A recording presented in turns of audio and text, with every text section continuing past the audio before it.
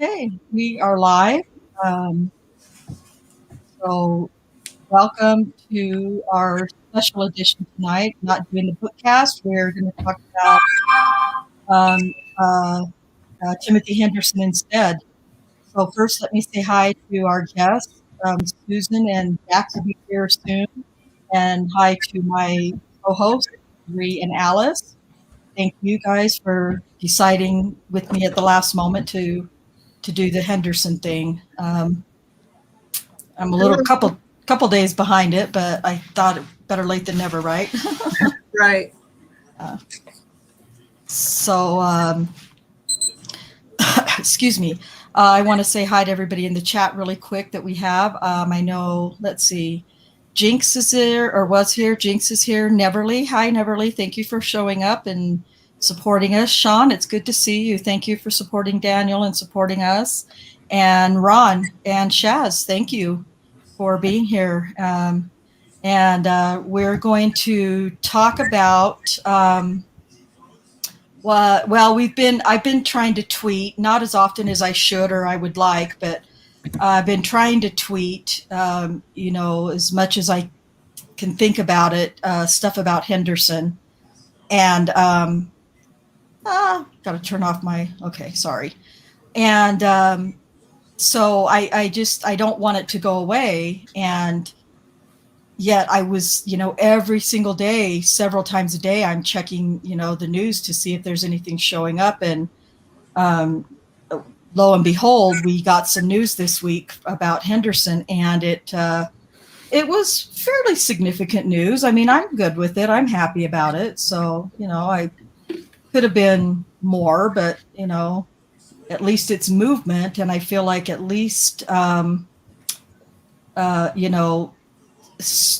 this is the OSBI who got this particular interview started, or part of the affidavit or search warrants or whatever it's called started. And so it looks like they may just release what bits they can when they get it. And I think that'll be great. If they can get one or two interviews in a week and release that, then that'll be great.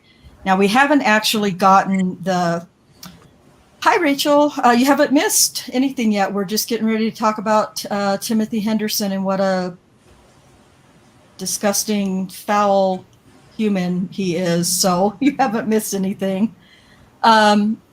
So unfortunately, I haven't received any documents yet that talk about specifics. So I don't know. Do you want to listen to one of the news reports first, or do you want me to why don't we just listen to one of the news reports first? Sounds good. Yeah, we'll listen to the news report first, and then, I got the wrong one. Hold on, of course. And then we'll go into the affidavit itself. I think it was on this one.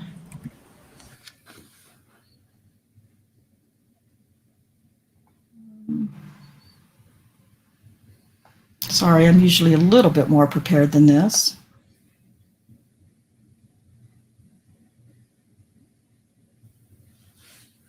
My computer's running very slowly, and I don't really know why, so I'm sorry.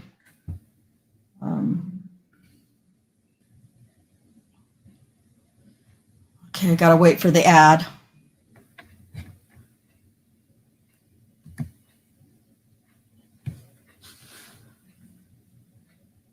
Okay.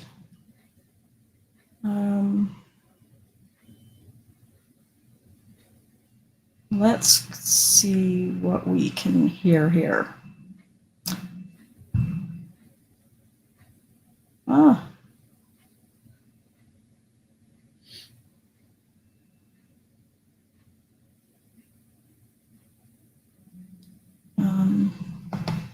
Just want to make sure everybody can hear me okay before. Okay, I think everything should be good. Okay. All right.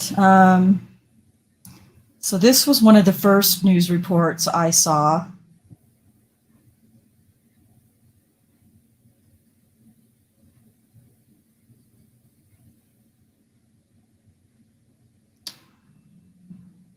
Oh, really sorry, it's really running slow.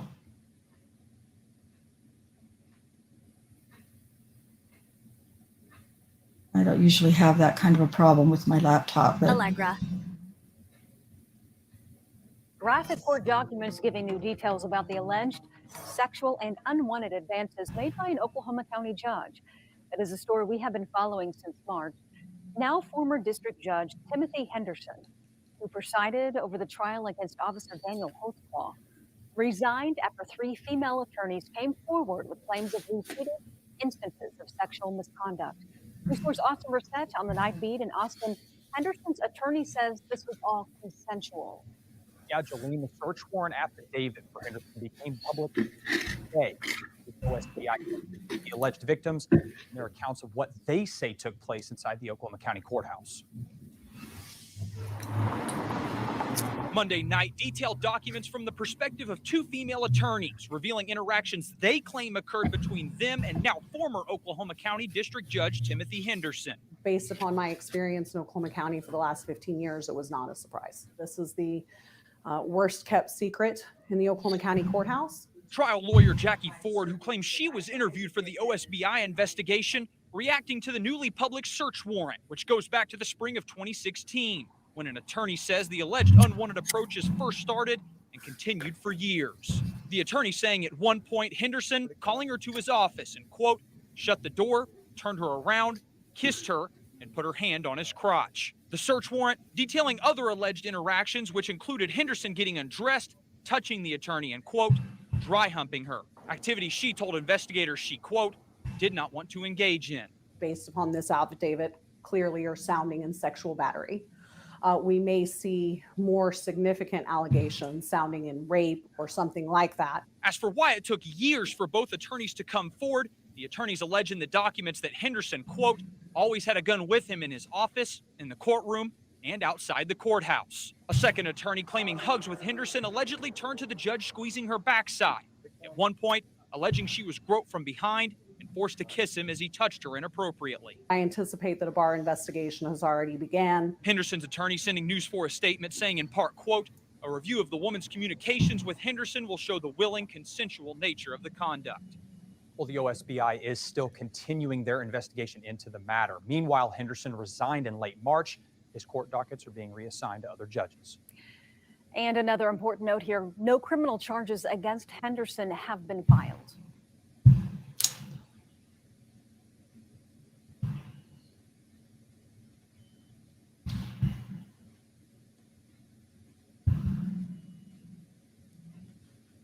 okay. Stop sharing the screen. Okay, sorry.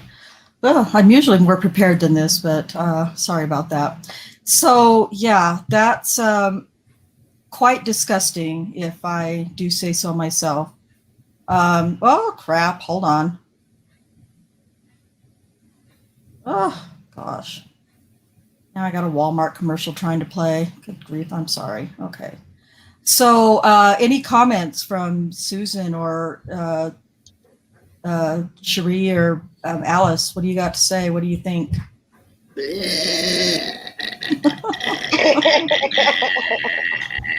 Exactly. Yeah. Gross, right? It's disgusting. It is So gross. disgusting. I'm ready for charges to be filed.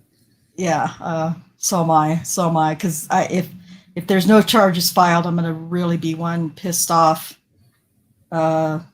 justice seeker, truth seeker, because there's just, I don't know.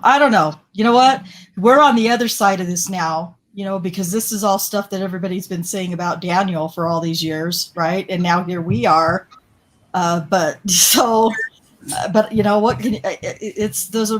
Those are some pretty serious allegations from some pretty, probably Reputable. credible and reputable people. So I don't know. Just the fact that he resigned almost immediately, I think, tells me a lot. Yeah. I mean, if they were all consensual, and even if they are consensual, doing that with people in the office like that, I don't think that's cool. Right. But yeah, I don't think he would have resigned. Yeah. had they Well- been false accusations. Because if he'd been fired, he would have lost his pension. But if he resigns, he will still get to keep his pension. So, there's many reasons to why, he would resign rather than waiting it out and, waiting for, well, he was suspended anyway, but yeah. It's Chaz says, funny when the shoe is on the other foot. Yes, he resigned immediately. That says it all. Or he would have fought. Yeah, I agree. There would have been some fight if he had been, innocent of any of it. So those are my opinions. Your opinions, our opinions. So we can say what we want to say. So feel how we want to feel. That's the beauty of all Karma's a this. bitch and she's coming biting. Say that again, Alice? It is Karma's a bitch and she's coming biting. Okay, all right. Yes. Agreed. Amen. Agreed. And it seems to me that so many people that had interaction with him, like everybody knew this has been going on for like 5 years. Yeah. So I mean, That's almost as disgusting as the acts itself, that they allowed it to happen. yeah. Well, Wouldn't did you that say? one woman just say that it's been a dirty secret for the last 15 years? 15. I Okay. think that's what she said. In that advert, she said that's been a dirty secret for the last 15 years, I'm sure she said. I thought she said since 2016, but I could be wrong. Maybe I've picked her up wrong then, but I thought she said 15 years. Well, maybe I know the two that were in the affidavit were just recent, but that doesn't mean that he just started doing this. Maybe the others just haven't said anything, Oh, surely he didn't just start it. Yeah, that kind of thing. If you do that sort of thing, that's career. Career. That's your Yeah. career. That's right. Well, it makes you wonder too, because he was an officer. He was a police officer at one point, and then he was an attorney.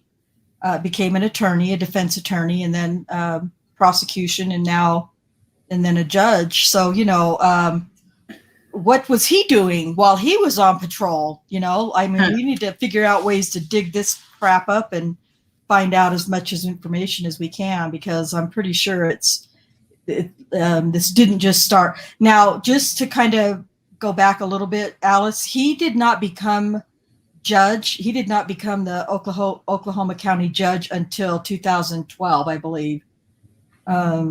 So that's not quite 15 years, but well, I don't know. 9 But years. that's just it. Yeah, that's I mean, you 8 don't years. know. I mean, if he was a DA, you try to tell me that he didn't try and use his powers as a DA with any of his understudies or anything like that. Right. You know what I mean? Do what I say, or else that's it. Your career's over. You'll never Right. work in another attorney office in the state of Oklahoma.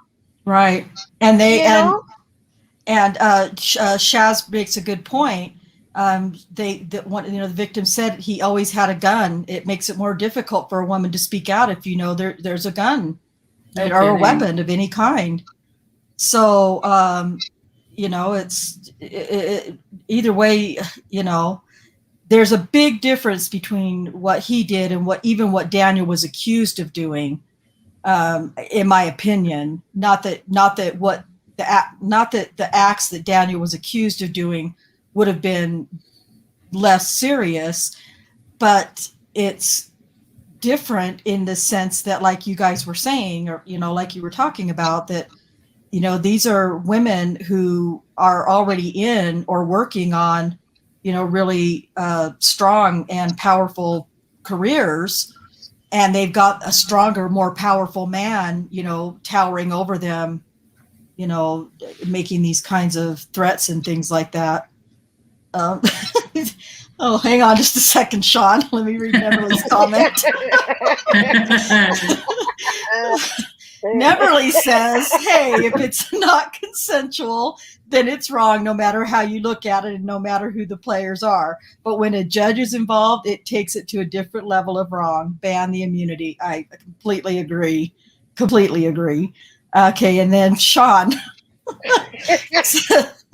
T1 or Sean? I mean, who's really asking here? Was the gun on his hip or in his pocket? Just asking.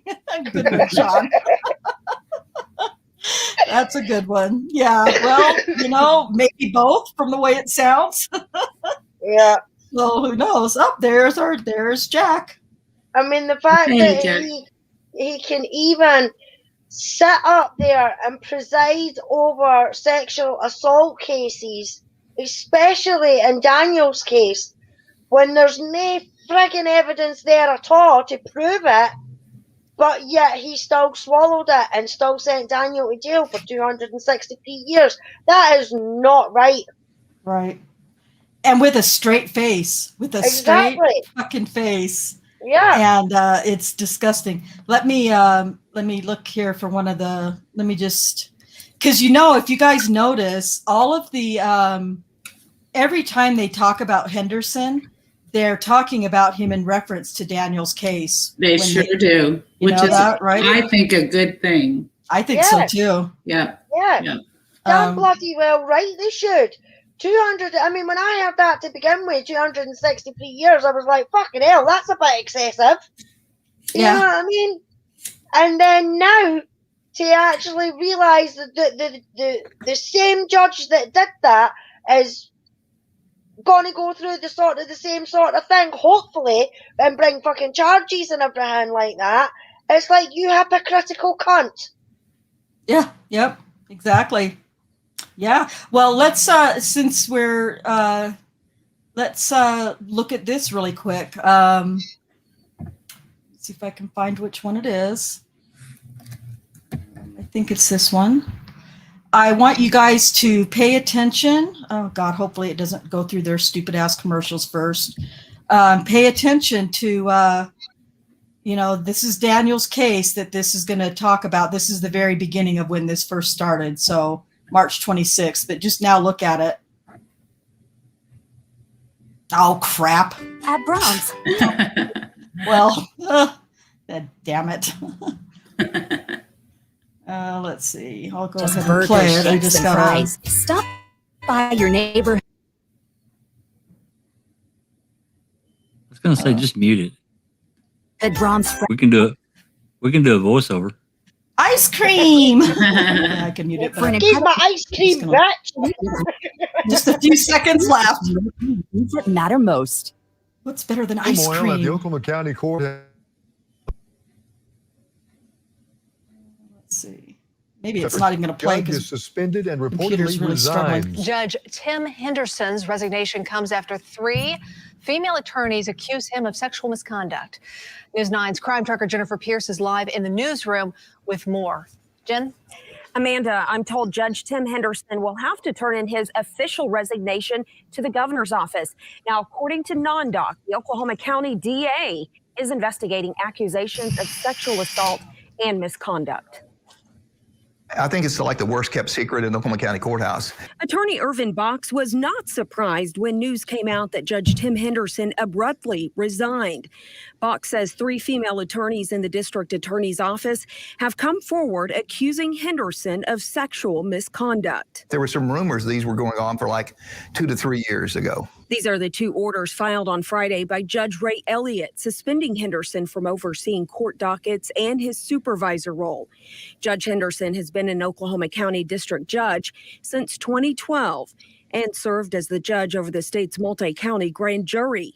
He's presided over several high-profile criminal cases, including convicted serial rapist. Look at that ugly, disgusting face. Let me just back that up. That hypocritical, disgusting face that he served as the judge over the state's multi-county grand jury. He's presided. Sick. How he could do that. It makes me angry and it makes me heartbroken because our Daniel is devastated right now. His life has just been taken from him by this piece of shit. Over several high-profile criminal cases, including convicted serial rapist and former Oklahoma City police officer Daniel Holtzclaw. Box believes other convictions made in Henderson's courtroom involving any of the alleged female victims will now come into question. I think every case that they were the district attorney in a case down there, I think should be reversed and sent back to where we have a fair and impartial judge, and we have district attorneys that aren't under the influence of the judge himself. And at last check, the governor's office has not received Henderson's resignation letter. Reporting live in the newsroom, Jennifer Pierce, Oklahoma's own News 9.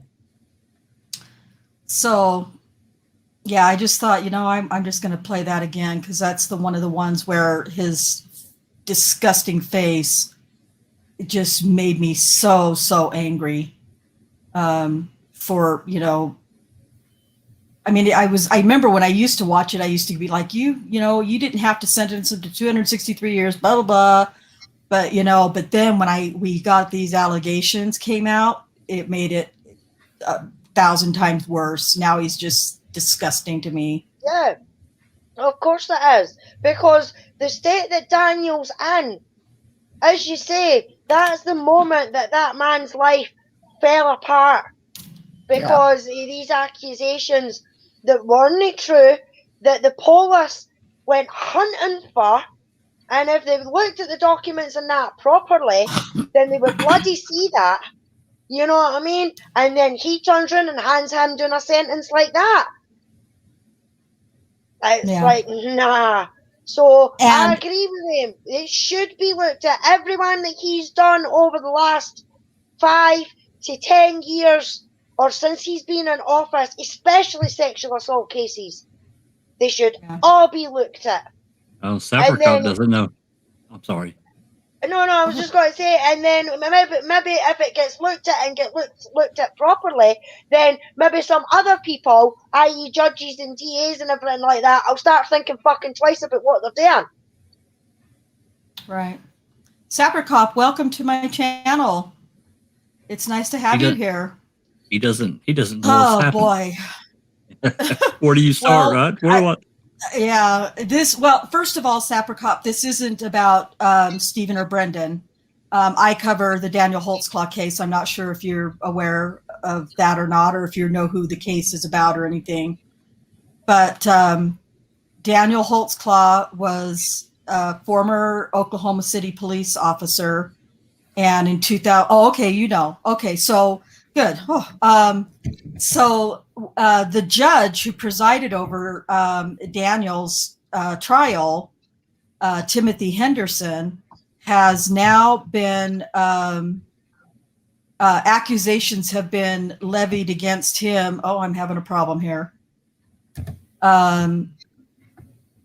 He knows a little. Okay, that's good. So the Alice or Susan, somebody else try to explain it because I get too twisted. What Henderson has done. The judge who presided, Timothy Henderson, has now been accused of serious sexual assaults against at least 3 women from the district attorney's office and or different defense counsel attorneys. Plus, there are 2 others that they haven't deposed yet that have made accusations. Sexual assault, sexual misconduct. He's a real piece of shit. Yeah. He's a keeper, isn't he? Come on. He's a keeper. He's just, he's just, it's just disgusting what he's done. And for him to, sit there and sentence Daniel to 263 years. Because the thing of it is that even in 2015, on December 10th, 2015, if they didn't know, if he didn't, he was doing these crimes. If he was been committing them at all, he was committing them that very day that he sentenced Daniel to 263 years. Oh, of course he was. So. Of course he was. There's no way that he's going to be doing it for years before that and then just stop for Daniel's case. And then sentence Daniel to 263 years for sexual assaults, and then just pick up the baton again after Daniel's case. There is no way. That has been going on either since he's been there since 2012 or before. I mean, as you say, he was a cop. Probably longer. Yeah, he was a cop and he was a DA before that. You know what I mean? So what has he done before then? This isn't just a one-time deal. Well, you have to think about somebody like that. He's blatantly done it. He's not afraid. He's been doing this a long time. It's ingrained. You know it is. Yeah, and because some poor woman hasn't had the guts to come forward, or not even the guts, had the courage to come forward because of who he is or who he was. Yeah. Then you imagine how these women are feeling now that these women have actually took the courage to come out. You know what I mean? The ones that if he's done it to them before, they'll be thinking, oh, maybe I should have came forward. No, they can't go blaming themselves like that. You know what I mean? It's him. Well, He's a dirty dog, and now that dirty dog is going to get put down. Well, they're just like anyone else. You know, they have to work. They have to provide for their family or whatever. But that, even beyond that, there's a fear factor. There has to be. Yeah, of course. Yeah, I think before you came in, Jack, we were talking about, the fact that he had, these women have said that he had a gun. He had a gun in his office and in the courtroom. So, of course they were afraid. Naturally. Queen Bee, we hope that it could be a new trial for Daniel. I'm really going after this business with Henderson, because I really think that that's where we can see some, while we're waiting for the civil case to come through and everything else, we should all just be digging for the dirt. Because here's the thing, now that women are starting to come forward, my hope is that because he probably has been doing this for years and years and years, maybe some of the women, if they've been, if there were assaults prior, when he was a cop, when he was an attorney, maybe they'll start coming forward. I mean, there could be women just crawling out of the woodwork, in the coming days, weeks, and months. So, and we could see a whole lot more than 13 accusers under those circumstances. I wish the media would go after him like they went after Daniel. Yeah, and we do too. I do too, and that's why I try to tweet, different news articles or 2 different news. I've emailed some of the. I didn't get a response from AP, but they did pick up this story the other day when it came out about the affidavit for the search warrant. So I'm just surprised that they haven't. I'm actually surprised it hasn't blown up bigger than it, because that was Daniel's case was world news. I mean, that national for sure, but it was world news. So I'm really surprised that. So it's almost like this underlying current here says, we're going to cover it, but right? Yeah. Am I reading that wrong? No, but I mean, I seen it on my TV over here, Jack. Like Awesome. it did when Stephen got exonerated. It was just like a, what's happening around the world sort of thing, and it was a wee bit about Stephen Avery has been exonerated after 18 years in jail through DNA for a rape that he didn't commit. So it was a wee thing like that, and then when it came to Daniels, it was former police officer of Oklahoma has been sentenced to 263 years for sexual assaults. So there was a wee sort of like 2-minute snippet on our news about it. I'm just, I know that Rhonda's been in touch with at least a reporter or 2. Am I saying that right, Rhonda? I have, yes, I have. And anything? No, like I said, AP. I just got an automated response to them, and I got an email response from, I want to say it was News 9, right, and a response from Nolan Clay, I believe, from the Oklahoman, and his thing was, I would have to go back and look at the email, but his attitude was, I will look at it, but right now I'm busy with this whole prison death stuff that's going on. And I'm like, you piece of shit. and really that story had kind of come and already fizzled on, had already gone away. But the Oklahoman, they're very pro government, I guess you could say, in a sense, that they want to, they want to protect, the DAs and the judges and, the state side. Hands off approach. Yeah. So what annoys me a wee bit and all though is that the OSBI investigation was requested by fucking David Prater. Yeah. You know, it was fucking David Prater that put this in the motions. You know what I mean? Yeah, and it's exactly. One last question about the newspapers down there or whatever. Is there any, one of the major newspapers that has a letters to the editor kind of thing? That's who I've been that's how I've been trying to reach out, and it's been really hard, at least online, to try to find out how to get in touch with some of these news outlets. But yeah, to write, a lot of these papers, they used to. I don't know so much anymore, but they would post letters that people would write in, bitching and complaining about. Do they still do that? I don't really read newspapers. I don't. Yeah. Not that, do they? I don't know, because I haven't been able to find anything like that. So I would say maybe so. 8 or 10 of us, 20 of us, just start writing a few letters and say, "Look, you got this dirty freaking judge. When are you guys going to pick up the ball and dive in and dig and find out what this guy's done?" Yeah. And all these cases, especially Daniel's, which was so big, but there are other cases too. It's just pure hypocrisy. I mean, Julius Jones does get a little bit more a little more attention because his is a death case, a death penalty, a death row case, but still, he's not even getting the attention that he deserves and needs, to keep him off of death row or get him off of death row. I want to answer this question from Shaz. Has Daniel got his head around what Henderson has done, and how does he feel?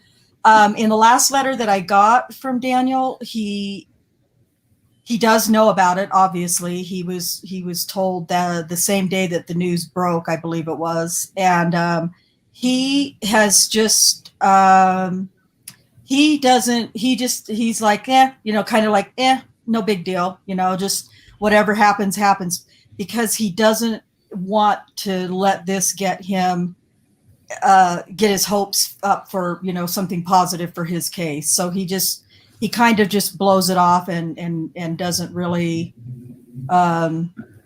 think about it or talk about it or focus on it, because he just doesn't want to have he knows Oklahoma County, and he knows what they're capable of. So he hasn't really tried to get too excited about it. So no, it'd be hard for him to even try that, you know what I mean? Because he knows how the system works now and everything like that. He's not as naive about the system now as what he once was, because I guarantee all the way through his trial, he was like, no, my guys will come through for me, my department will come through, the system will come through for me, and then whap, bang, slap right in the face. And it just went against him. So I don't blame Daniel for being cautious. Yes. And not wanting to be, this could be something, this might be good. Yeah. He's got to be laid back. He's got to guard himself. He's been screwed so many times. Yeah, he's stuck in there. It's not like he can watch the news or anything like that on a regular basis to be able to keep up with what's happening. He'll only be finding out information through his lawyers or even people that's writing to him, like yourself, Rhonda, and that's where his information will be coming based. So he'll not want to get his hopes up like that. And to be honest, I don't blame him. I don't either. Yeah, it's just, Otherwise, it sets yourself up for pain and disappointment. Yeah. And he doesn't need that. He just doesn't need that. Sapper Cop says, once again, though, the conviction is in the bag and Daniel was a cop, so it fits the narrative better that he's in prison. Yeah, you're right. You're right. It makes it much, much harder to fight for. Absolutely. You know, for well, this truth is, to come out. And he added from the media perspective to that, I think. Oh. Yeah. Oh, you mean yeah. Yeah. The media. Yes. The media had a lot to do with it, and what was happening at the time as well with the Ferguson riots and everything like that. I mean, my opinion all along since I've started looking into this case is that Daniels was a political case, because they knew if at least one officer, Daniel was a scapegoat. He was a patsy in my mind because of the situation that was there. To be honest, it's just unfortunate that it was Daniel. But I think whether if it wasn't Daniel or not, if it was another police officer, I still think a severe sentence, no matter what it was for, whether it was for a misconduct, a badly misconduct, or shooting somebody or whatever, they wouldn't have got away with it as much, because they needed to convict a police officer of something, because too many police officers were getting away with blatant things that you could clearly see that was caught on camera and everything like that. So at that point in time, I think it was political, and they had to do something, and poor Daniel is the one that copped it. Yeah. Well, I think they headed it off, tried to head off at Ferguson and some of these other places. They're like, hey, look what we're doing. See what we did? We beat our cop to death, basically. We give him 500 fucking years. Pardon my language. So you don't need to ride here. See what we're doing. See what we did. Yep, exactly. Yep. And disgusting Kim Davis. She makes that comment when Michelle Malkin asked her in the interview. Was there any racial tension, or no, we don't have anything like that. We don't have any racial. Yeah. She looks over at Rocky like, no, what are you guys talking about? Racial tension? No, we don't have that here in Oklahoma County. Okay, whatever. Sapper asked a good question there. You might want to. Yeah, let me check here really quick. Sean says, I can understand Daniel's views about this because when you're behind bars, having your hopes and dreams crushed is a soul-destroying experience for which he will have no remedy. That's very, very poignant. Yes. Yeah. And then Sapper Cop says, is KZ on this case yet? She did take his case, and the civil case. And she had to withdraw because she couldn't maintain, the Avery case and all of her other cases and take on the complexity of Daniel's case as well. And so she did end up having to withdraw. And let me just say before, anybody who might come across this later and listen that they don't know the case that well, she didn't leave or withdraw because she doesn't believe Daniel's innocent. She still, in many of her tweets, when she tweets about wrongful conviction, she includes Daniel, hashtag for Daniel. Yeah, she believes he's innocent. She knows that Daniel's innocent. She just couldn't do his case justice because she has too many other cases that are so demanding right now. And Daniel's case is very, very complex. And the travel alone, just Oklahoma, and yes, yep. She did do some of the depositions for the civil case, I believe, if I understand correctly. But she just. And once she gets free, I keep saying once she gets Stephen out of prison, then, maybe she'll be able to free up some time and come back to Daniel. Because I was thinking that myself, Rhonda. I was thinking that myself, that's what she might do. If Daniel's still going through and no getting where he needs to get. Once she's helped Stephen, I reckon she'll jump right back on Daniel's case again. Even now, especially now, with the dodgy dealings with the judge. Right. You know, I think she will. But right now, she's got to concentrate on what's happening with Stephen, which we completely understand. Right. Rhonda, you might want to direct Sapricop to watch Daniel in the Den if you hadn't seen it. Yeah, you know what? I don't think. Cherie, are you in a position to drop some links for me? Like Daniel in the Den, and then the interview with. I can, yes. Okay, I don't know. I see you in the chat, so I don't know if you're able to or not. But yeah, if you can do that, that would be great. She says also, Cherie says, as recently as 2020, the Oklahoman had a letters to the editor section. She just Googled it. And then she says, let's do as Jack said and write letters and see if they publish them. There you go. Yeah. And Cherie also says, Cherie also says a wee bit further up, no racism issues in OCK, just like there's no touch DNA, right? Just run down through. Yep.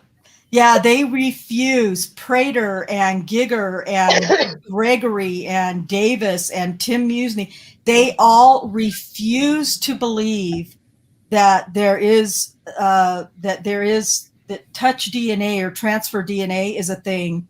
They refuse to believe it. Galen Giger went as far as calling Daniel supporters, if you believe those of us who support Daniel and what we say about it, that we're crazy and we're all a bunch of liars if we're telling people that there's a touch DNA or transfer DNA.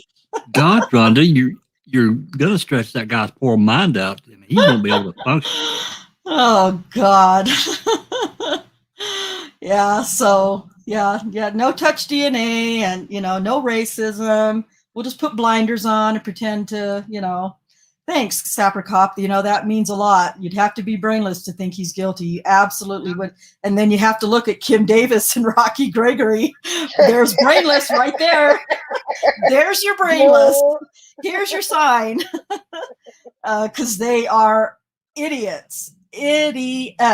So, yeah. Oh, and Melissa too. Yeah. She's working on Melissa's case too still. I'm curious as to where that case stands because I really Melissa, don't know. I don't know either. Melissa, I can never say her last name. Kalinsky. Yeah. Something like that. Yeah. She needs out. Yes, she does. That poor girl. Oh my God. That just breaks my heart. So Sean says they made a scapegoat of Daniel because he was a decent cop who would not toe the blue line. Well, they definitely, I believe that he didn't want to, even if it was just a little lie, that he wasn't gonna be a part of it. He just, he just wanted to go and do the work, do the job, do what he was supposed to do, serve, protect, try to serve his community. He was very proactive. And so, he, I was going through a bunch of calls and stuff the other night, looking through Tabitha Barnes's police report. And, Daniel's just always busy, always calling things in and always running names and always trying to, stay active and proactive and stay busy. And you don't really see that many calls from some of the other officers, Of course, it's not fair to, I shouldn't really say that, I guess, because it's, how fair is it for me to say? I don't know who was on, at any given time or any night, but, you can see that Daniel, and Kim Davis even says, I believe in trial, that he was a hard worker. He was always busy and always doing, going out and not waiting for dispatch calls, but, community policing, which is part of his job. So, yes, Sapricop, Michelle Malkin did Daniel in the Den, and it says parts 1 and 2, and it's about an hour and a half, but it just all kind of rolls together in one episode. So, but yeah, if you haven't seen it, definitely take a look at it and see how stupid Rocky and Kim are, because they are whack. And you'll understand why I call her Blinker or Blinkwinkle. Blinkwinkle, Blinker, yeah. Yeah. Another one that's good, also, thanks, Alice, is the forensic scientists speak out on Daniel Holtzclaw's case, which is also part of Michelle Malkin, Court TV, that Michelle Malkin did. Really, really good, very educational. I'm in love with Brett Turvey. I have a mad crush on Brett Turvey. I just think he's amazing and very intelligent, and he's easy to look at too, right, girls? So anyway, all that silliness aside, Daniel wanted to make his parents proud and do it the right way. Absolutely right. Daniel comes from a very traditional, respectful, God-fearing family that his father's is still in law enforcement. His mother was in law enforcement, and that's definitely something that Daniel wanted to be a part of and wanted to share with his parents and make them proud. So that's I'm just looking here through some of these comments. Sean, you're on a roll tonight, boy. Blinker and Stinker, not exactly Starsky and Hutch. That's right. Not Starsky and Hutch, no doubt. Oh, Sean, keep them rolling, baby. Keep them rolling. So yeah. Anyway, that's Sapper. I would just like to say to Sapper Cop, I've just posted the link for Bates Investigates. Now Brian Bates was part of Daniel's defense team, and he has broken this case, the case down in, let's just say, layman's terms. The link that I've put in there, Follow Bates Investigations, is to his podcast about Daniel's case, and he goes through the accusers on one episode. On each episode, he goes through the accusers, but then he also breaks it down into his opinion of the accusers and how it was investigated and how it was followed up and everything like that. So that would be a good one for you to go and catch up with everything, because he's no long put out a new one as well, which took him a while because he was really busy, but thankfully he's now put it out. So there's now 24 episodes, if I remember correctly. So I would definitely go and check that out. Yeah, definitely. Yeah, Brian Bates definitely, like Alice said, he was part of Daniel's defense team. Well, he was he was the defense counsel's investigator. And so, it's really, really good. Now, you might, there are a couple of parts where you think, oh, come on, you're taking a little bit of, what do they call that? Liberties, I guess. I mean, he throws in his opinion in there, and yeah, you don't always agree with his opinion about some things, but you know what? He knows this case better than anyone. Yeah.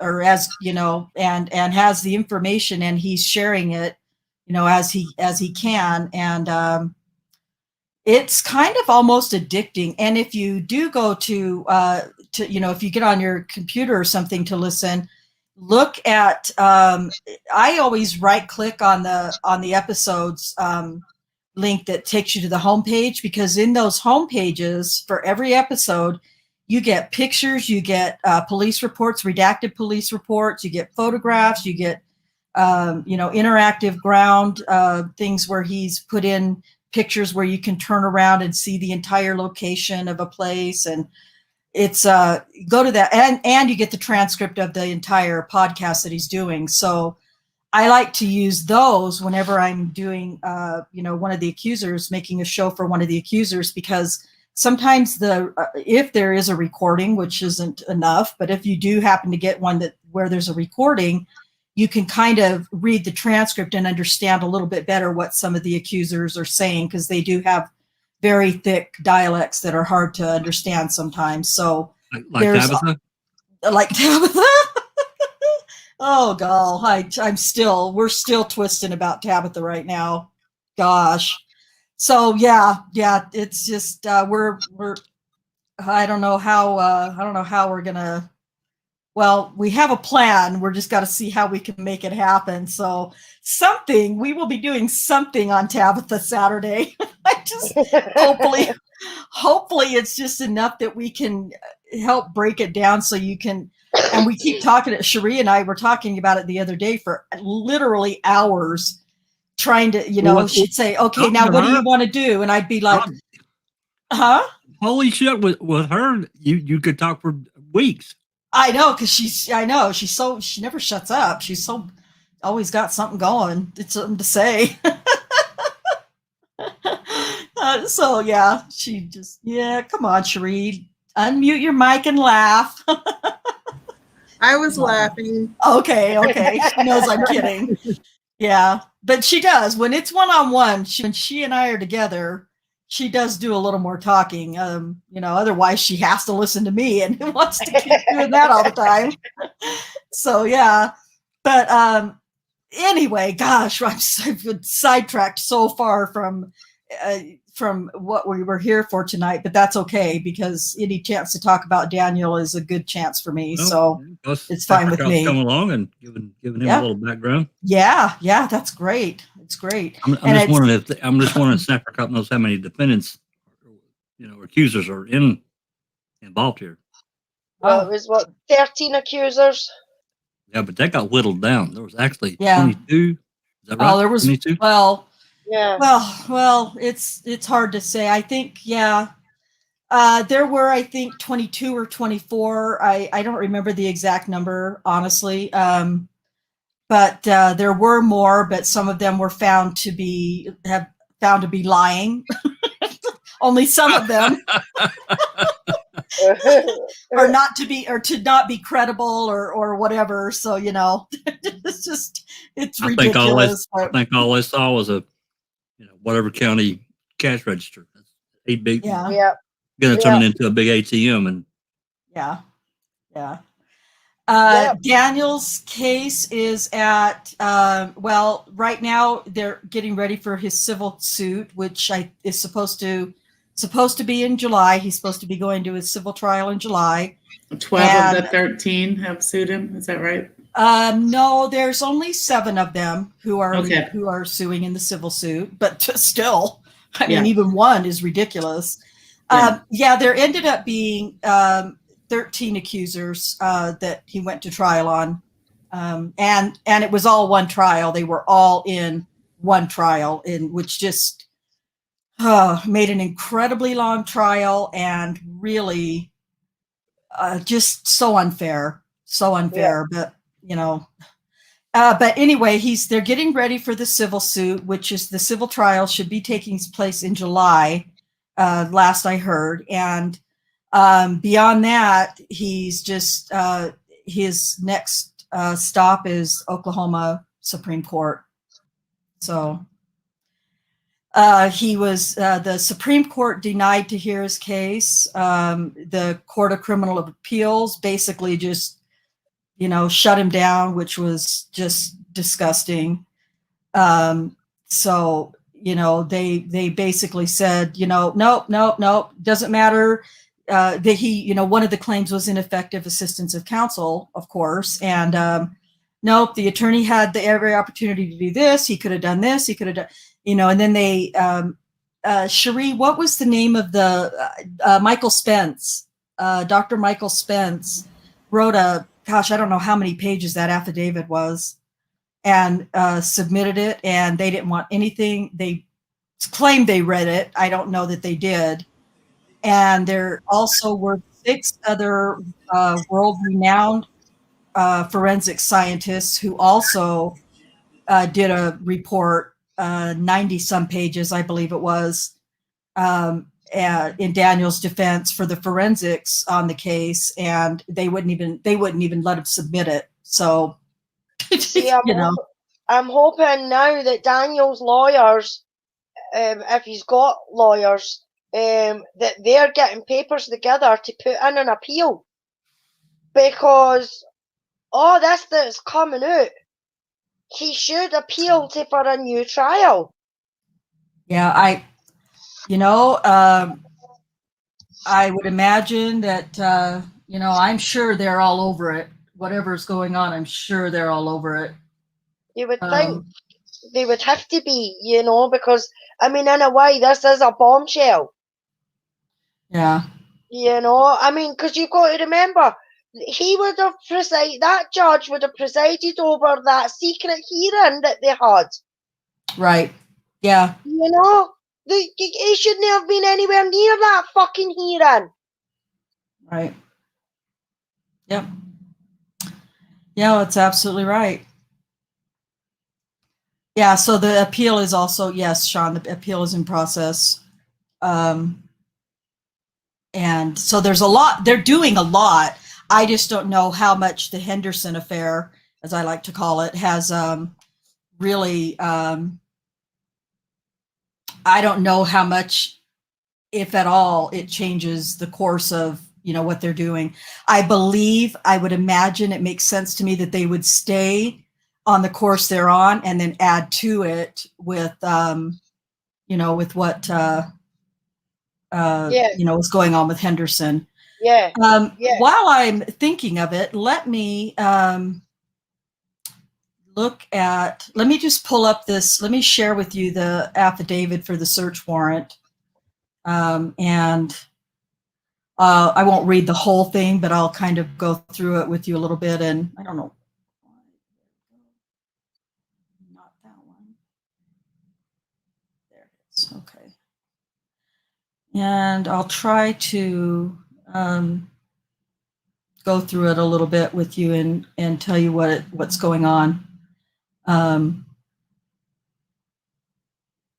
Okay, so this is the affidavit for the search warrant. For Henderson, right? For Henderson, yeah. Sorry, I got back onto Henderson, yeah. So the undersigned affiant being duly sworn upon oath deposes and states as follows, blah, blah, blah. And this is the OSBI who has called for this search warrant.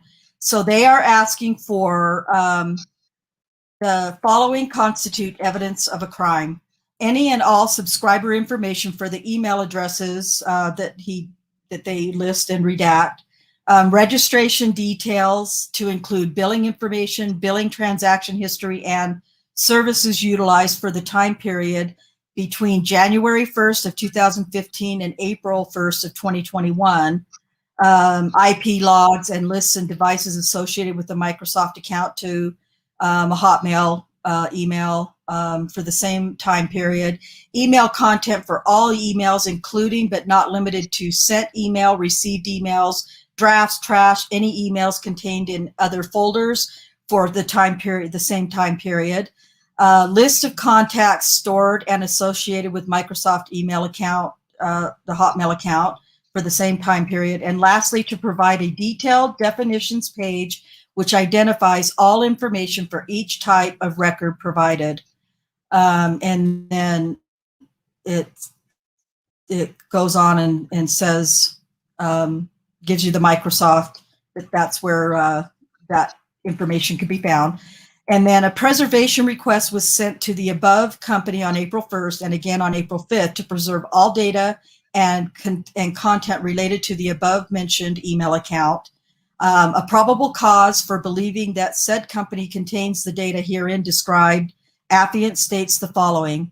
On March 31st, 2021, Oklahoma County District Attorney David Prater requested the OSBI open a full investigation into allegations of Oklahoma County District Judge Timothy Henderson committed sexual battery on at least 3 female attorneys.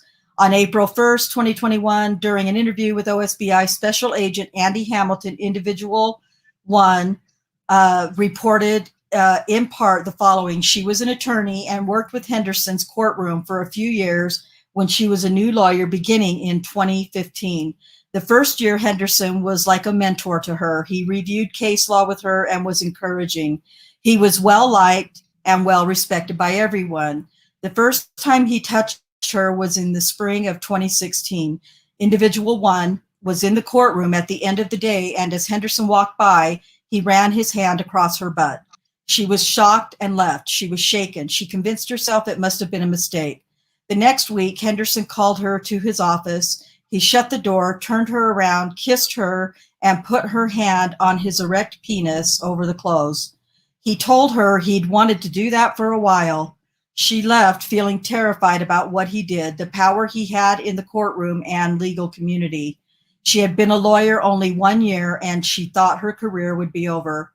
From the summer of 2016 up to the summer 2018, Henderson had Individual 1 come to his office multiple times a month to meet with him privately. Sometimes he did not do anything inappropriate. Other times he shut the door, touched her breasts over her clothes and under her clothes. He would sometimes strip, this is so disgusting. He would sometimes strip down to his white brief style underwear. He'd lay, he'd lay on, it's gross.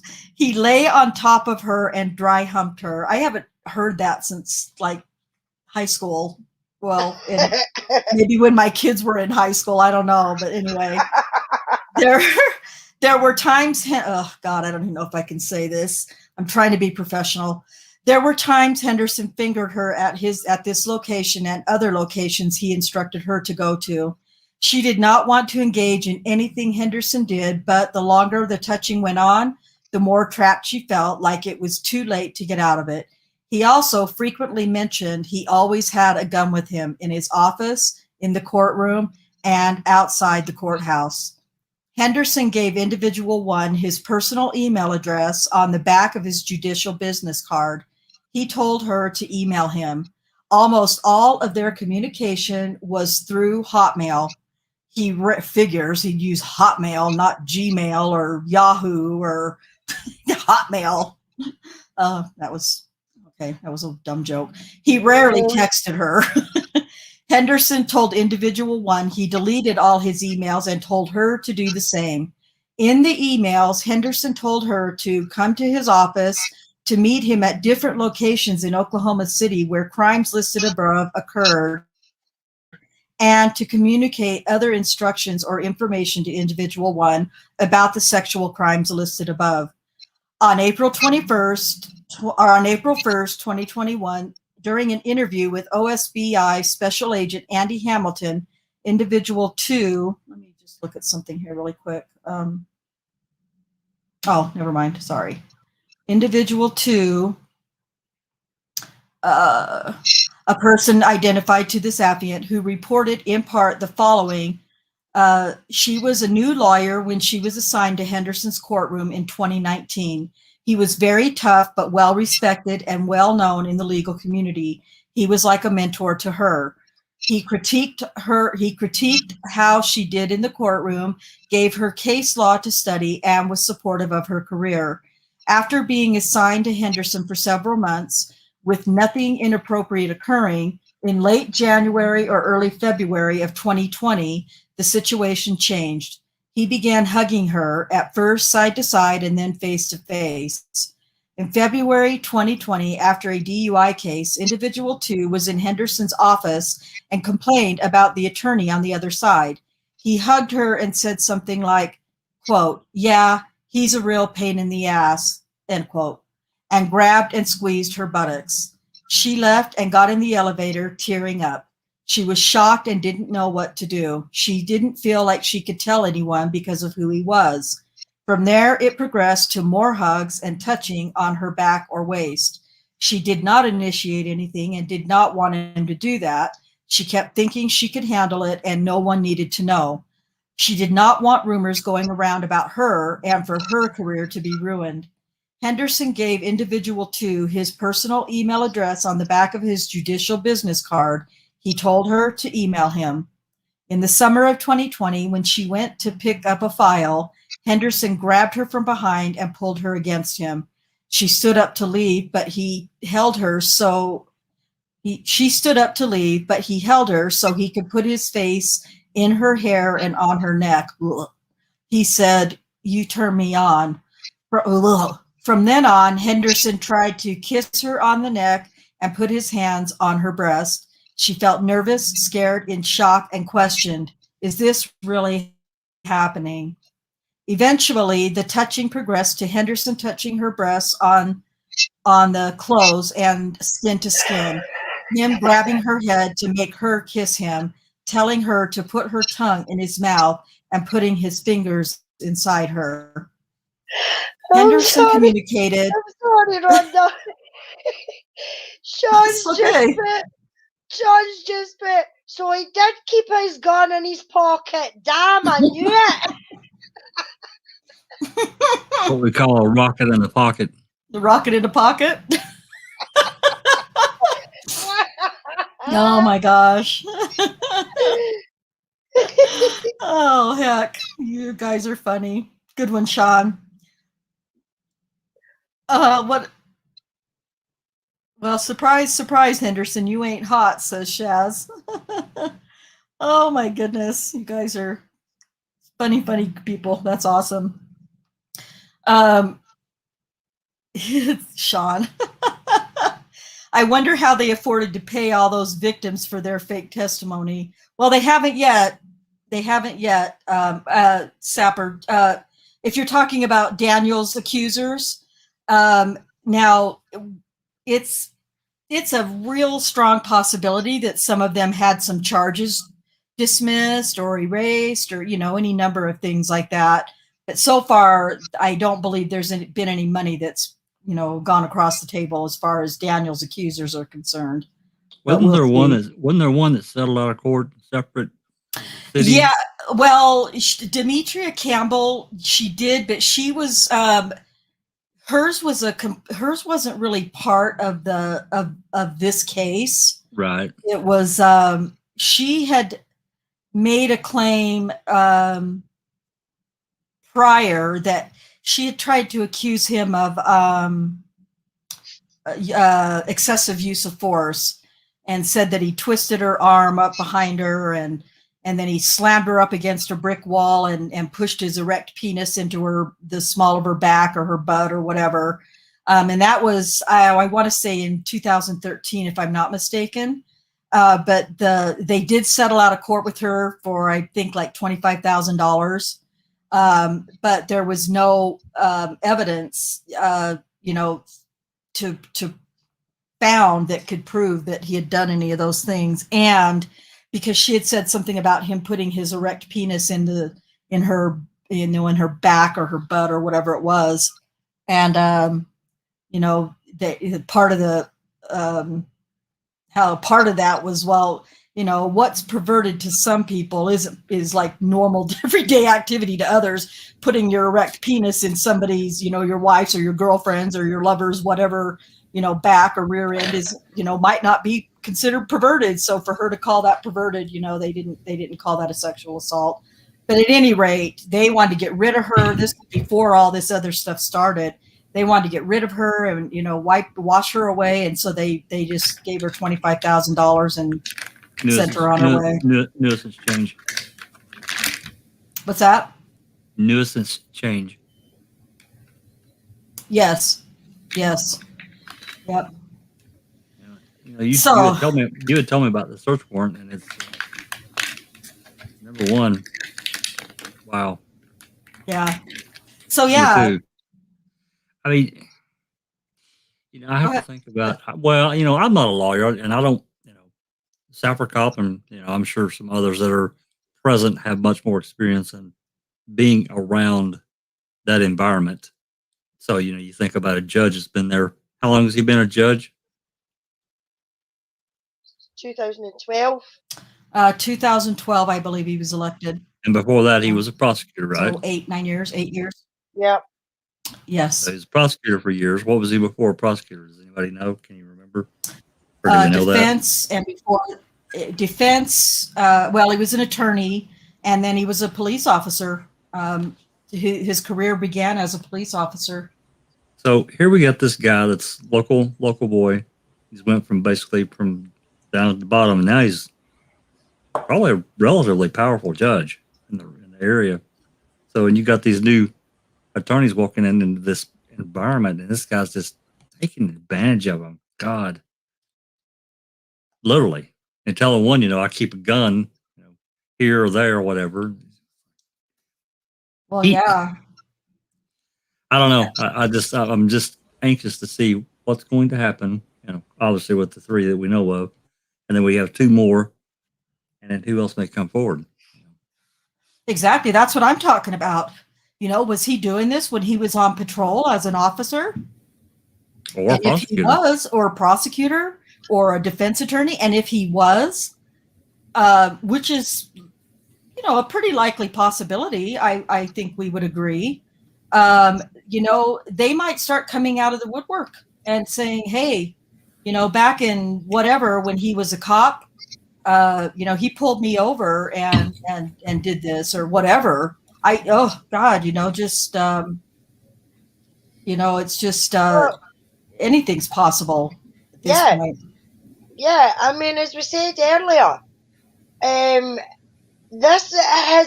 just didn't wake up one morning and just say, oh, this is the day I'm going to start molesting women. Right. Or threatening them or anything like that. I mean, with the sounds of these allegations, these women were young and fresh, just at a law academy or law school or whatever, you know what I mean? And he preyed on them. He probably did threaten them. Oh, I could ruin your career. But how many did he say that to when he was a police officer? Oh, well, I can take you to jail. Yeah. Or I can make this go away. Yeah. But you just have to do this. And you just have to do that and keep your mouth shut. Yep. Or a DA. Exactly, Susan. Like Kratz. I mean, Yeah. Exactly, Susan. Exactly. Yeah, there's just so much power. And, all of us are, to some degree or other, we're beholden to it. And I don't know. I like to think that if I was ever in a position like any of these women, whether I was just a regular observer in the courtroom or just whatever, just a regular average, I like to think I would have the strength and the courage to call them out and say, no. Kill me if you're going to kill me. But I mean, that's easy for me to say, right? Because it's not happening. Yeah, that would be tough. I mean, yeah, I mean, it would, of course it would, but I mean, really, when it comes down to it, really, I don't know. It's not, I can't say that, when you spent hundreds of thousands of dollars in an education to become an attorney, I suppose you keep quiet as long as you feel like you have to, so that it's not completely, just thrown away. But I don't know. I mean, that's the case for any young woman up and coming. What makes it worse? What makes it worse is that these people have nowhere to go. Yeah. Right. There's no. You say, well, why didn't they just report it? Well, that opens up another box, right? Another door. Say, well, who's to say that they go to report it to person X? They're not friends with this judge. Or friends with. Yeah, prior to the Me Too movement, these kind of cases just got, the women were accused of wearing too short skirts or having their blouse unbuttoned or too much makeup or. Right. Yeah. So, you didn't really get anywhere. You lost in the end if you came out and spoke out. Right. So, but now things have changed. Thank you, Lord. Yes. And did it a long time ago. Yeah. And holding these people accountable is just so damn important. And you know what? You're absolutely right, Susan. We've come, what is that? I think, well, with the exception, well, maybe Alice is old enough, but I think the rest of us are old enough to remember the commercial. I think it was a Virginia Slim cigarette commercial. We've come a long way, baby. Well, let's just move that into this situation. We've come a long way, baby, and we are in positions now, and we have the support and the advocacy and the assistance now to help victims, where it wasn't, we didn't have that before, prior to Me Too, and even as recently as prior to Me Too, and so we have even more now. Yet it's still a very terrifying thing to come forward and share your truth with who you think is just going to be a small courtroom full of people, and then before you know it, it's all over the news for days and weeks. And I think that's what makes it harder for these women. I mean, but as you say, I mean, we have came a long way. I mean, now there is actually people listening now, like there wasn't before, because it was, what was it they used to say? It's a man's world, and if you want to work in the man's world, then you've got to toughen up a bit. You've got to get a thick skin. You want to work in this job. You take the sexual abuse. You put shut up. You put up or you shut up, basically. And I mean, that's no right in any job or any circumstance. But when you're in a position of power like that, a judge, a police officer, I mean, even somebody's idol, when you're put in a position like that, you should do it for good, not for harm.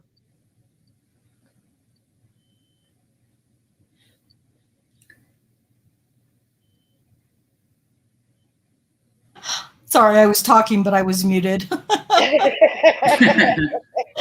You would never do that. Come on. You're going to have to corroborate that. Oh, God. Jeez, I read that word today. Like Sapper Cop said, they haven't changed that much. All the Cuomo accusers are being ignored and trashed. And it does depend on who you are. There's still a lot of power wielding out there.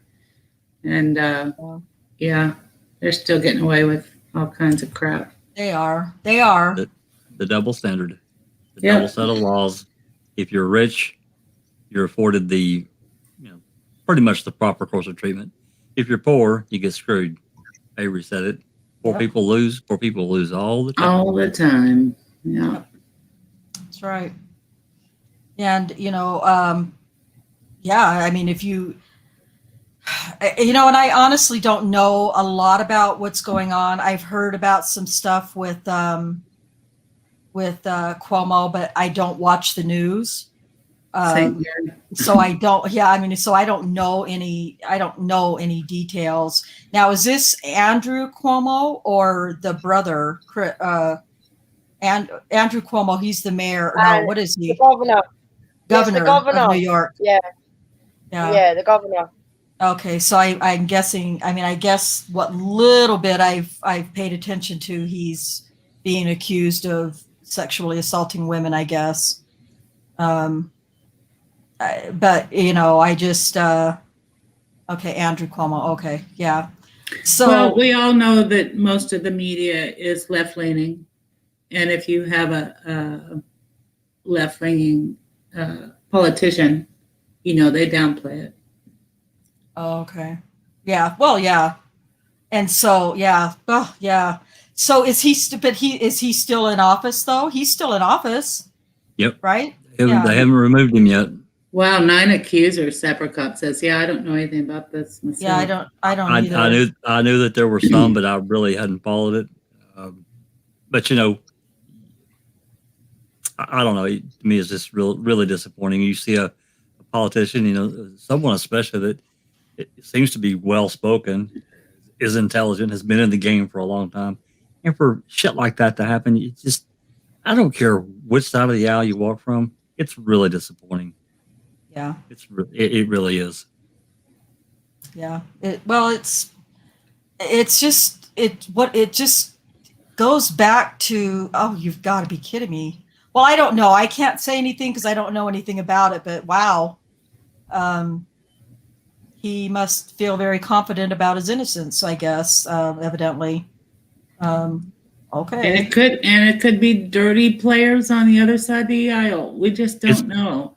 See, and that's the other part. You get someone. Again, it doesn't matter. Which side of the aisle you walk. You have both sides that do it. You have accusers that are trying to take the other person down, and so now all of a sudden you've got a media storm. Oh, this is what this guy did. I'm talking about specifically about Cuomo, but it's happened to others too. And Susan's right. Yeah. Yeah. I mean, nobody's immune. Nobody, no walk of life, no anything. No one's immune from the accusation, from the actual act, from the actual crimes. So I think back to our billionaire Epstein whole scenario, and the cringe factor in that is to the nth degree of what that guy did and what he was able to get away with. I'm not going off into all the other, he killed himself in his jail cell, or he was, secreted out and he's still alive somewhere off on one of his islands hidden away. I'm just talking about purely from what him and what's his assistant's name there? The woman. The woman. Yeah. Giselle or whatever. Jillian or Giselle or just Maxwell. Yeah. Maxwell. Yeah. Yeah. There you go. Thank you. What they were. Elaine Maxwell. Yeah. She's procuring all these young girls that are relatively poor, but these pretty young girls that need money for whatever purpose, or just want to earn some, $400 or $500 to, a 15, 16-year-old girl that they're she's not going hungry, but she doesn't really have anything extra. That's a lot of money to throw at her to, come massage me or just whatever. They were allowed to get away with all that for so long because of money. Money. And you think he's bad? You got to look into Peter Nygaard, Canadian. Well, I've heard that name, but help me. Canadian clothing mogul, billionaire. Oh, why is that? That sounds familiar. An island down in the Bahamas, or a big house and complex down in the Bahamas, and would throw these parties and invite all the young girls. He liked them young. And this went on, and it goes back to the 70s. And he just got indicted just this past year, I think it was. But there is a documentary on Discovery Plus called Unseemly. I mean, Epstein was nothing compared to this guy. Really? Oh, I can't even imagine. Oh my God. It's called Unseen. I'll have to watch that. Unseemly, like Unseemly. Yeah, SEAMLY. Oh, okay. Oh, okay. Like semen clothes. Gotcha. Yeah. I got the double entendre.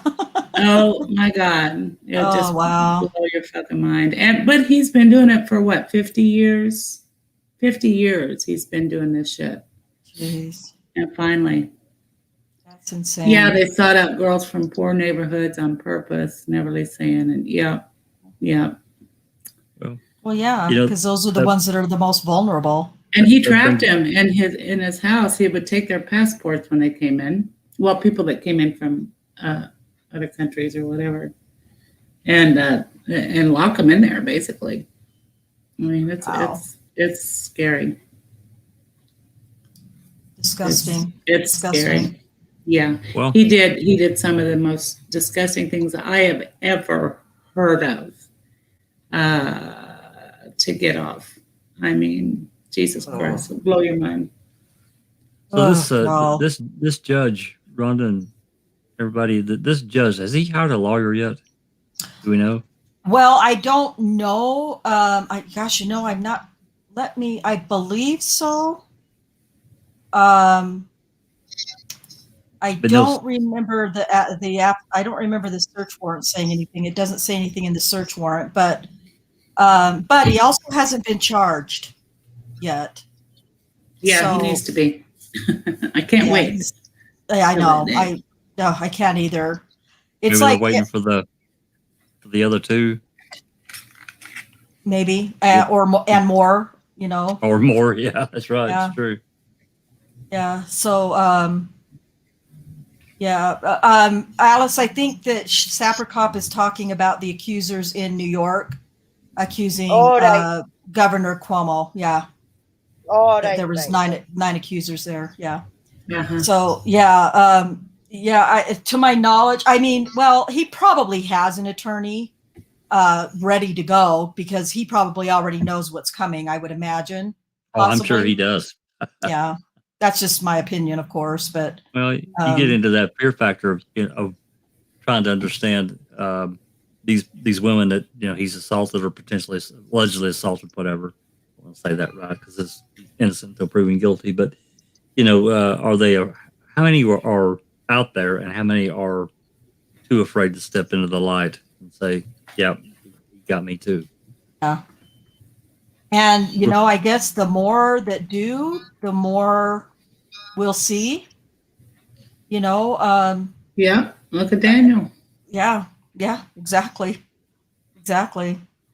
Well, yeah. I don't want it to. I don't want the other side of that. For that to again get opened up to be a cash register for somebody coming in to make a false accusation. Well, hell no. Well, I'm just saying. What I'm saying is that. But it could. Yeah. It muddies everything up so badly when that happens, and it did with Daniels and even with those that we had left over. I think about a lot of times when I'm thinking about his case, and I can't remember her name, but Rocky had interviewed her, and they're in that interview room, and the camera's still rolling, and they're walking out, and some words was talking about, well, that ought to be enough, right? Even if it didn't happen. Yeah, even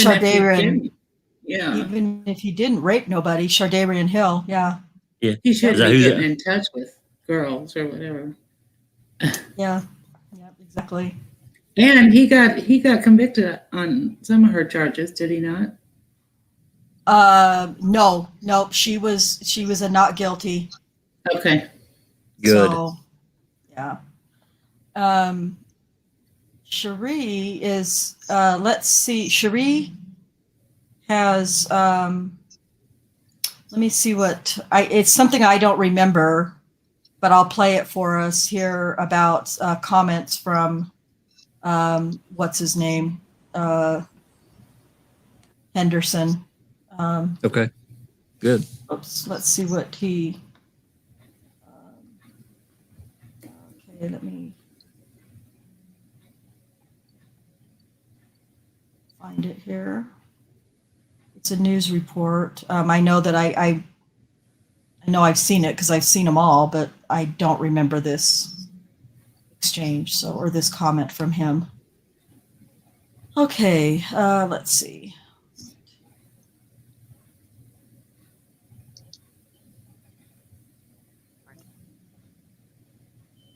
Governor Stitt asking the Oklahoma State Bureau of Investigation, the OSBI, to investigate now former Oklahoma County District Judge Timothy Henderson.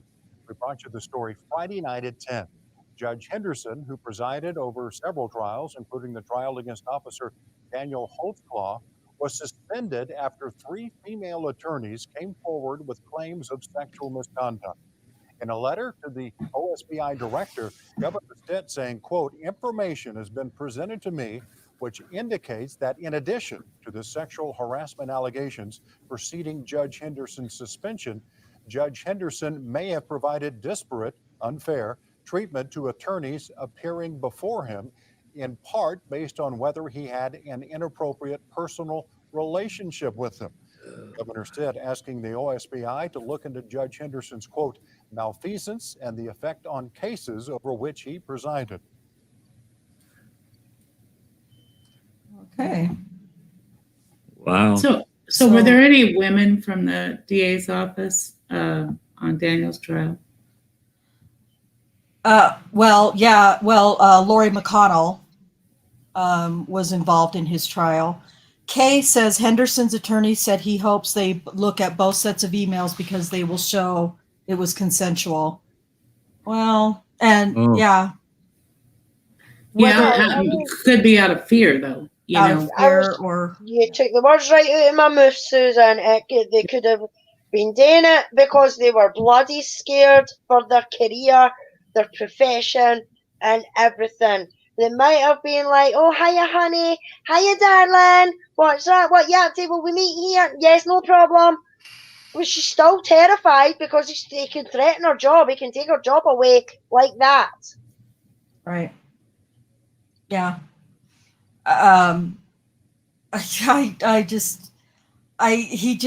His arrogance is astounding. And even if they were consensual relationships, these girls, and you guys can disagree with me or not, whatever, but these girls were young girls. These were still young girls. Barely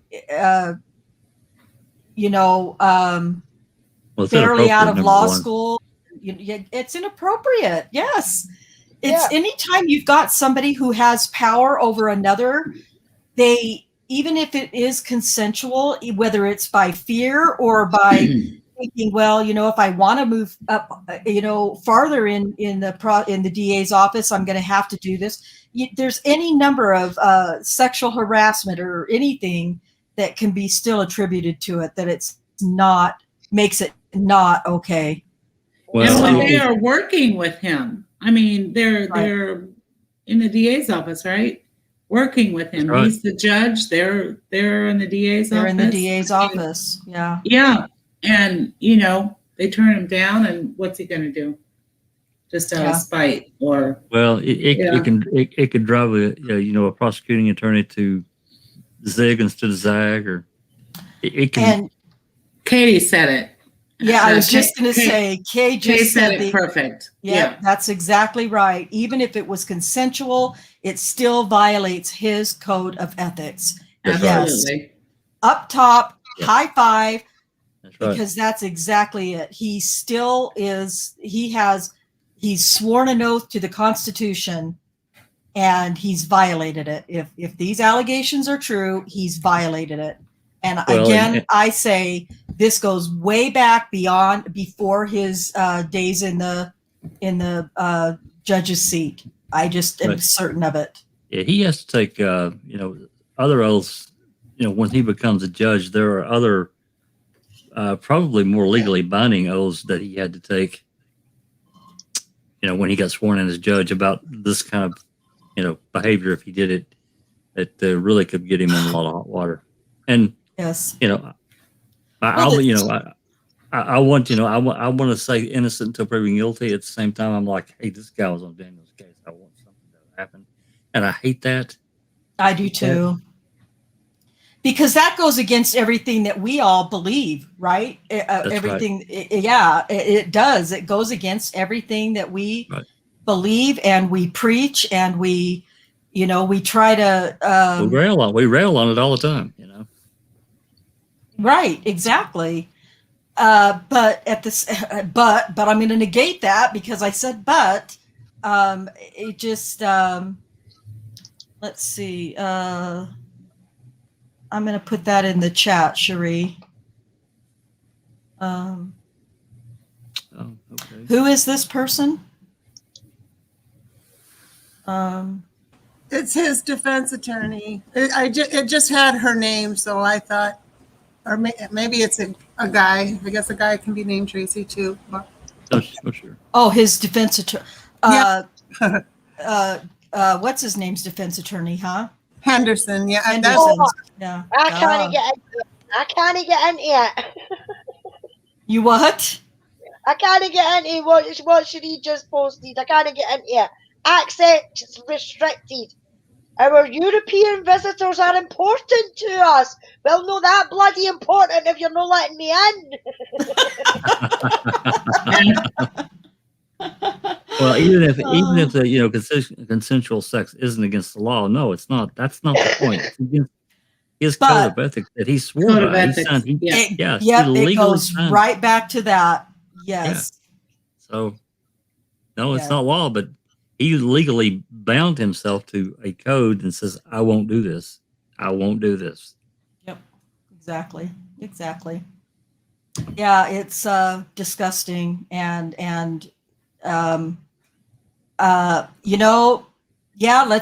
let's play it out.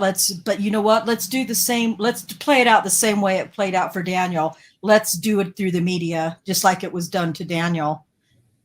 And anybody else for that matter, I don't trust David Prater. Yeah, he said, let's, sent the OSBI after, let's investigate this and we're going to get to but you know what? David Prater's got his reasons for why he's doing that too. So he's not like some superhero, truth seeker, justice seeker to me. He's full of shit. Hell. So hopefully he has it out for Henderson. That's all I can say. Well, I mean, I've been trying to play that over in my head and think of the reasons. I mean, the DA's office, there's got to be something. Yes, that's what exactly. Let's reverse engineer some accusers for Henderson from his AVL records. Let's do it. Let's find let's find his fucking AVL records too, right? Because holy crap. Jeez. Good idea, Kay. Yeah. Or from anything, from any records, let's just find everything we can. And I really think it's if there is anything that we're going to be able to find from the past, from when he was a cop or when he was in the DA's office or whatever. Or when he was in school. Or in school or anything. Yeah. It's going to take his victims from those times, some of them or one of them, to start coming forward. And you know what? I can't blame them if they don't, I mean, they could have still, everything to lose by coming forward with accusations. I was going to say, once a dick, always a dick. Exactly. You know what? And listen, don't forget that Kim Davis and Rocky Gregory said the same thing about Daniel. Well, he didn't just wake up one morning and start doing this. So you know what? Henderson didn't just wake up on April 1st of 2015 and start, sexually assaulting women. No, but they did go back. They did go back in Daniel's past and they found nothing. Nothing. With his girlfriends, with high school through college, they found nothing. Nope. Yep. That's right. Yeah. Yeah, he didn't just wake up and start doing that. He didn't do it at all. He didn't do it at all. He never did it. Exactly. Yeah. Well, and I think Michelle Malkin asked, well, so what? Are you saying that he just snapped? And they're like, yep, he just snapped. And no, that's what you would like to make people believe. But you know what? Like I said, I don't know what the defense team has planned, but I can only imagine that it's certainly what's going on with Henderson certainly must be a part of something, that they're, again, I'm not a fly on the wall. I would love to be a fly on the wall or, something, a little mouse in the corner, whatever, to know exactly what the team is planning. But I can only imagine that it's a matter of time, unfortunately, and I'm the least patient person I know, but it's just a matter of time and patience to wait for every new thing to come out, to know, for the defense team to know how it will work in Daniel's favor, I would imagine. So yeah, it could be years. That's well, I wasn't going to say years. Well, the sad truth is it could be. It could be. It could be a long time. Not only Daniel's case. Yeah. Could be many other cases too. Right. That's right. how do we what was that Netflix documentary how to screw up a How to drug fix scandal? a drug scandal. Yeah. how to fix a drug scandal. Yeah. Oh God. Yeah, it took a long time. And you know, unfortunately, you're right. It's probably going to take a very long time. And because of the power and the money, here's my thing about Prater. I think Prater's talking out of both sides of his mouth.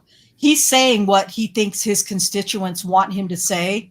Let's investigate Henderson and nail him to the cross. But on the other side, he's saying to Henderson, don't worry. Yeah, I called for this, but don't worry. I'm going to make sure nothing comes out. I just firmly believe that about Prater. Yeah. I don't think for 1 minute he's doing this with the goodness of his fucking heart, because he ain't. Nope. I would love nothing more than to see Prater resign before his term is up. His term is up in, I believe 2023. He is when the election for the new DA, and I would love nothing more, just like with Bob Macy, to see him resign 18 months early. Well, if he doesn't do, if things actually get leaked out or whatever, however it gets out that something did happen, and he didn't investigate, oh my, or he didn't do what he should have, he's telling his constituents that he's going to do. Mm-hmm. Yep, it could damage him. Yeah. Yeah, and he doesn't want to leave office, with a dirty stain. 2023 will be here in a freaking heartbeat. I know. I guarantee you. Oh, sure. So even if he doesn't, hopefully we can put up a massive campaign to destroy this guy. Yeah. Yep, definitely. I agree 100%. So, all right. Well, that's the new news on Henderson. There has been search warrants issued and information requested. So, let's see. It's not like Prater gave the case to the OSBI. The governor made that call. He wouldn't have given up the investigation. Yeah, that's right. Yeah, he's too much of a... Prater's too much of a... I hate saying it. I wish we had a different word for narcissist, but we just know of so many narcissists. I feel like it's an overused word now, but he's a narcissist. It's a perfect word. If the shoe fits. Yeah, the shoe fits. Yeah. What did you say? Wait, what, Alice? What did you say? He's a tosser. A tosser. Fucking tosser. That's not what you usually say, though. Thinking about microphones, Rhonda. Yes. Let me say it this way.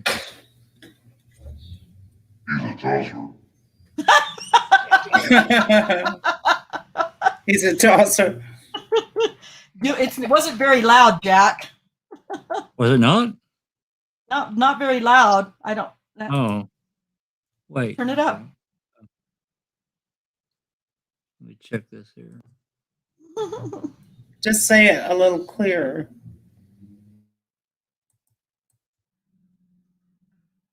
He's a tosser. That's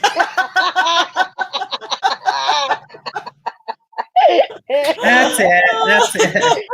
That's right. Is that better? Yeah, it's better. Oh my gosh! Yeah, he's a. You haven't debuted your new voice. I have not. I have not. No, nope. I have not. Not yet. I'm kind of trying to. I want to get a little bit better first, So we'll see. So I guess I'm just going to ask the same thing that I always ask. Let's help me with the tweets. Help me spread the word. And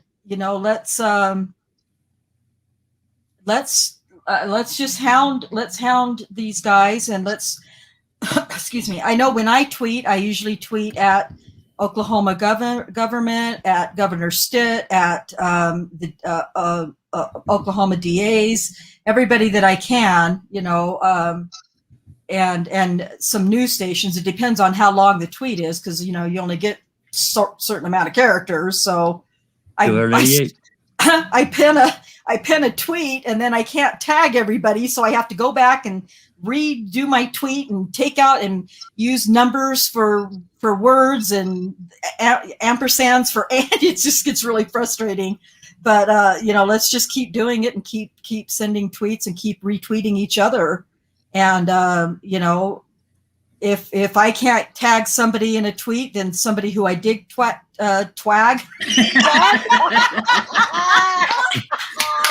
Somebody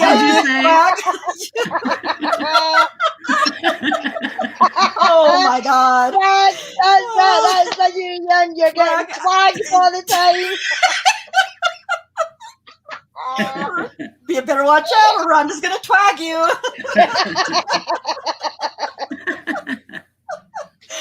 Oh, Jack! I noticed Jack has muted himself because he's probably rolling on the floor and laughing his ass off right now. God damn. Oh, geez. Well, anyway, tag not twat. Yeah, that's right. God.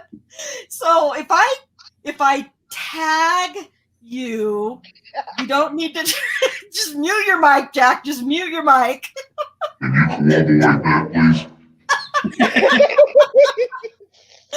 Oh my God. But yeah, just if you then you pick up and retweet and you tag everybody else, and let's just keep it going, because it's I have seen some others outside of my teeny tiny community that we're building here that are also liking and retweeting, and that's good. That's what we need. So twag, it's a twing. Thank you, Neverly, my West Coast homie. I could count on you to back me up. I appreciate that. What the hell is wing? What the hell is wing? Oh God, it's a twing. Twag. Okay. It's a twing. Oh, okay. Okay. All right. Me and Neverly know. We know what we're talking about. Apparently.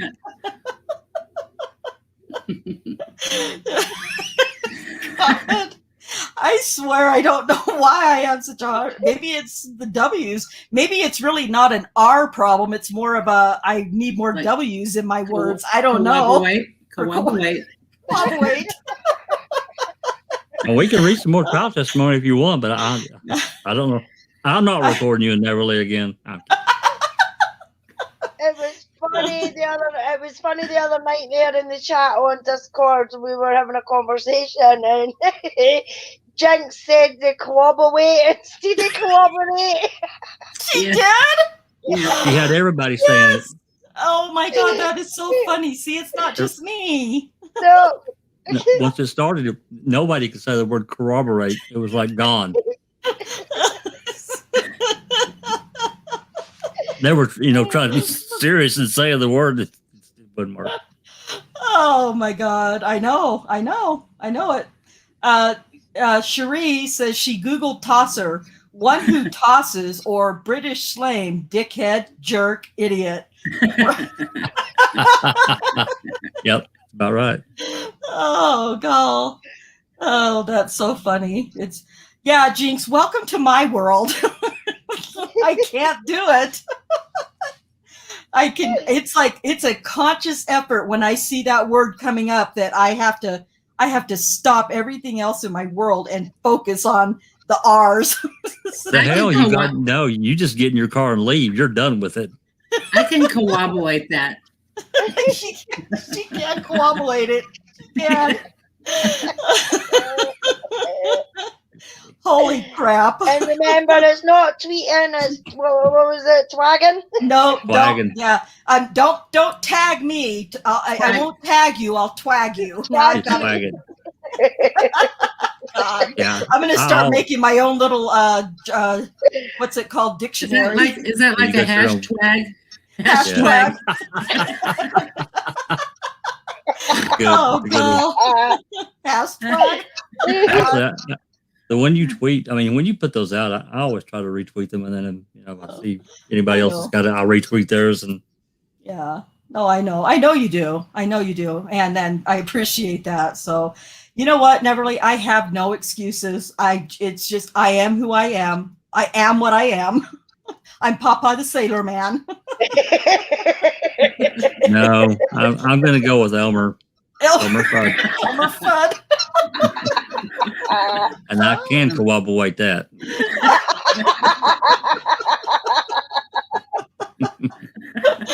Oh, gosh.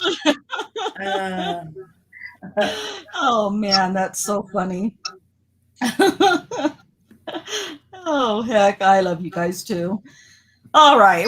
Man, I surely wasn't expecting to carry on laughing for 15 minutes, but you know what? It's all good. It's fine. So we're just gonna help each other out, and I will try to keep bringing you information as you know, as much as I can, as often as I can, regarding Henderson, and you know, we'll just all help each other do this, and we'll get the. I know that Nosy gave me a list, and I can't for the life of me find it anywhere, of different people that we could or tag on Twitter. Or twag, whichever you prefer. People that we can, just different outlets that we can hashtag on Hitter. On Hitter. Oh my God, we're done. So anyway, you guys, it's been a great live. Hopefully you were. It was informational to get this information about this sick pig Henderson, if he did commit these crimes. That is. Allegedly committed these crimes. I'll just keep saying allegedly until we get more proof. He's an alleged tosser. He's an alleged tosser. Yes, he's an alleged tosser. Exactly. Oh God, but it's probably pretty true. I just can't even. Oh my God.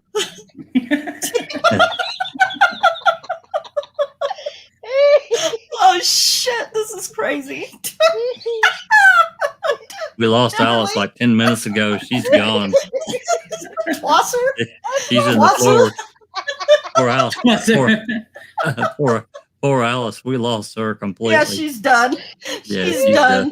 She is done like dinner. Well, you know, it's pretty late over there, so she's probably tired. Like worn out. Giggles. Got the giggles for sure. Yeah, she's got the giggles and can't lose them. I've been there. Been there too, especially if I'm recording with Neverly, I get the giggles and it's done. I'm over. So yeah, I get it. I understand. All right, so we're gonna go ahead and shut this one down before it gets any worse or any funnier. I don't know, but let's just help us. Just come over to Discord and help us out, and help us research. Let's find the dirt on Henderson because we know it's out there, right? It's out there. We just have to find it.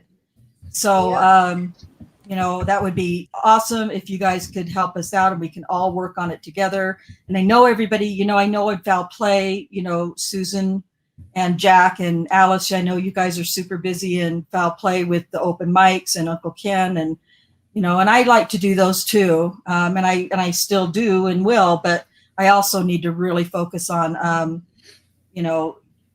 fighting for Daniel and if that means going after Henderson, then I'm going after Henderson. So if that's no other comments, questions, or smart aleck remarks from the chat about my speech impediments. It's just a new vocabulary. We accept it and we're just going to drive on by. Just run the new vocabulary. Drive on by laughing your asses off at me as you wave. Have to pull over because the tears are flowing so heavy. Yes, great. Yes, Jack, I'm gonna kind of nominate you to be the leader of that, if you would, to help us, start writing the letters to the editor, how to word it and things like that. Absolutely. You give me a place to send it, and I will write it. Okay. Well, but help us to do it too, so we can all write letters. Well, sure, absolutely. Yeah. That's great. Perfect. All right. Along with everyone else, yes, thank you guys in the chat and for all the comments and the questions and the interest. Sapricop, welcome aboard to more information about Daniel's case. I hope, if you're still here, I hope you do get a chance to check out Malkin's. Daniel, then absolutely. Yeah. It's so awesome to have a former cop in the family. Yes. It is. Yeah, it really is. God, we lost That Alice is again. You are Tulsa. Look at Neverly. Neverly's being funny and cute in the chat. Yeah, it is awesome to have Sapricop, being former law enforcement with his knowledge absolutely. and for him to say that it was wrong what was done to Daniel. Every time I hear a cop say that or former cops, it makes I just get excited. So yes, welcome Sapricop. If you haven't joined my Discord yet, join the Discord. I'm still building it really, but we're working on it, and watch some of those videos that we let the links for, and we would love to hear more from you, from your perspective on Daniel's case too. Jack, Susan, Alice, Cherie, did you guys want to say goodbye? Goodbye. Like, Goodbye. share, and subscribe. Bye, everybody. Thank you. Bye, everyone. All right. Thank you. Remember, Saturday we're doing part 2 of Terry Morris, so I know it's a different day, but join us Saturday. What time? Same time, 6 o'clock Central. Okay, sounds good. So we'll see you on Saturday, 6 o'clock Central. Same bat channel, same batty people. Talk to you guys later. Peace out. Okay.